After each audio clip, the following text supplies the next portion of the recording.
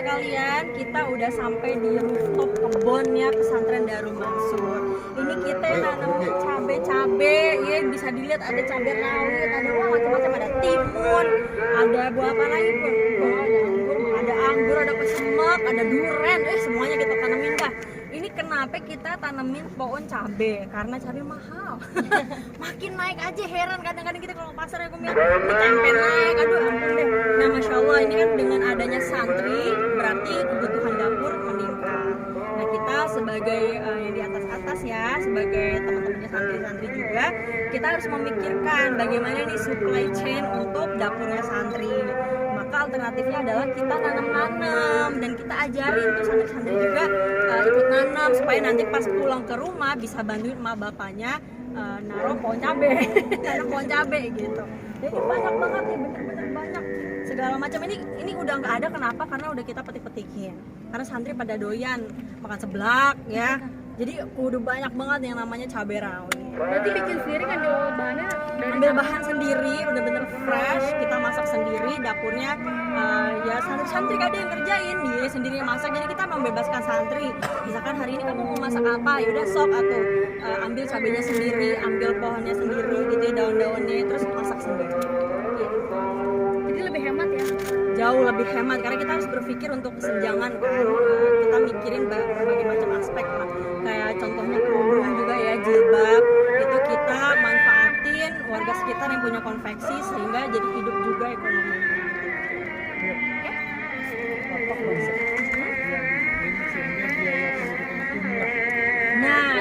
Majuan dong. Oh, sorry.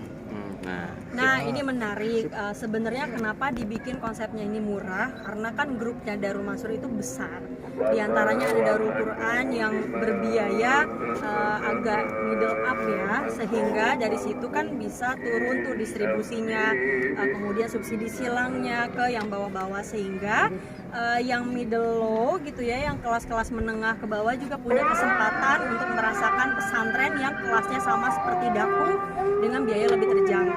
Nah salah satunya untuk penekanan kayak kos, biaya dan lain-lain, ini adalah salah satu contoh. Jadi memang ayah kami Ustaz Mansur ya suka banget ingetin orang-orang untuk nanam miara-miara gitu. Kita punya kolam ikan sendiri, punya kebun sendiri gitu. Insya Allah ntar yang lain makin nambah.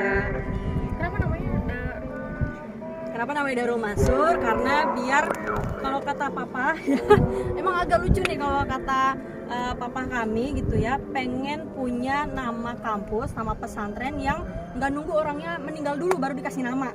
Contoh misalkan kan banyak tuh kampus-kampus yang dikasih nama insinyur siapa tapi orangnya baru nggak ada. Jadi pengen bikin legacy ketika papa masih hidup gitu ya. Jadi makanya namanya Darul Mansur, karena kita juga Mansur ya, keluarga Mansur, yang Mirda Mansur, Kumin Mansur, Kun Mansur, sampai yang terakhir Aisyah Mansur. Jadi biar lebih dikenal. Bukan lebih dikenal, harapannya bukan seperti itu, tapi ingin mempertahankan legacy sehingga ini menjadi cerita ke anak cucu gitu nantinya, bahwa nenek lu keren banget loh gitu. Pengennya sih gitu. Jadi kita memang saling mengapresiasi lah sesama keluarga, kayak kakak apresiasi adik, adik apresiasi kakak. Jadi memang itu sudah menjadi kekentalan di keluarga kami seperti itu. Sejak kapan sih Darul Mansur ini? Darul Mansur sendiri sudah ada sejak 2021. Itu cabang pertama kami ada di Purwakarta Wanayasa. Sekarang sudah ada 200 lebih santri dan Masya Allah sudah meluluskan hampir 1000-an lah gitu. Karena ini udah lanjut gelombang-gelombang kan. Dan alhamdulillah ini yang kedua ya Kum ya. Yang kedua ini di Tangerang. Apakah ini termasuk proyek dinasti pesantren? Wah ini Masya Allah ya, enggak lah. Seperti yang sudah kita sebutkan tadi, kita pengen manfaat sebanyak-banyaknya untuk banyak orang. Karena tadi berawal dari keresahan gitu ya, biaya yang semakin naik, segala macam, dari mulai sembako ya, dapur, urusan anak aja masih mahal gitu. Masa sih nggak ada solusi? Nah makanya insya Allah kita hadir memberikan solusi terbaik di Darul Mansur. Ini pesantren aja, sekolah juga atau gimana sih? Ini ada sekolahnya juga, jadi ini udah jadi satu, pesantren dan sekolah. Nah memang yang membedakan adalah di Darul Mansur itu kita ini mengikuti Kemenak. Jadi bukan Kemendikbud, ini Kemenak. Ya nantinya setiap santri tetap akan dapat ijazah dan ijazahnya diakui oleh negara karena memang dari negara itu sendiri dan bisa dipakai untuk masuk ke perguruan tinggi. Gitu. Apa beda sama Darul Quran? Dari segi bedanya juga yang pertama, kalau Darul Quran itu mengikuti Kemendikbud, kita Kemenak. Kemudian yang kedua dari biaya itu jauh banget. Di Darul Quran itu kan sampai up to 30 juta. Nah ini kita cuma 4 jutaan aja, jadi kelasnya tentu jauh banget dengan sekelas Daku secara fasilitasnya. Untuk pengajar-pengajar apakah dari Darul Daku juga? Alhamdulillah kita full support dari Daku juga karena kebetulan kita punya guru-guru yang luar biasa hebat dari Timur Tengah juga dan dari berbagai macam belahan dunia. Di antaranya memang kita spesialis Quran sehingga guru yang didatangkan pun guru-guru bersanad yang langsung kepada Rasulullah SAW yang memang kredibel untuk mengajarkan anak-anak yang kecil. Berarti kalau sini ngabdi sini juga gimana Gosip aja penonton di sini gitu ya. Oh iya benar. Jadi alhamdulillah aku sekarang banyak ngabdi di pesantren Darul Mansur. Kalau sebelumnya banyak warawiri gitu kan macam-macam deh, ngonten iye, terus kita punya kosmetik iye, kita punya travel iye, dan alhamdulillah sekarang insya Allah aku mau ngabdi di pesantren.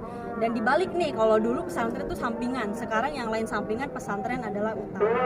Ini menjadi penerus ke depan kesiapannya. Oh iya insya Allah. Sebagai anak pastinya kita menghargai kerja keras ayah ya, orang tua kami. Dan ini kan lahir karena doa-doa orang tua. Makanya insya Allah lah kita sebisa mungkin mempertahankan dan terus bermanfaat bagi orang.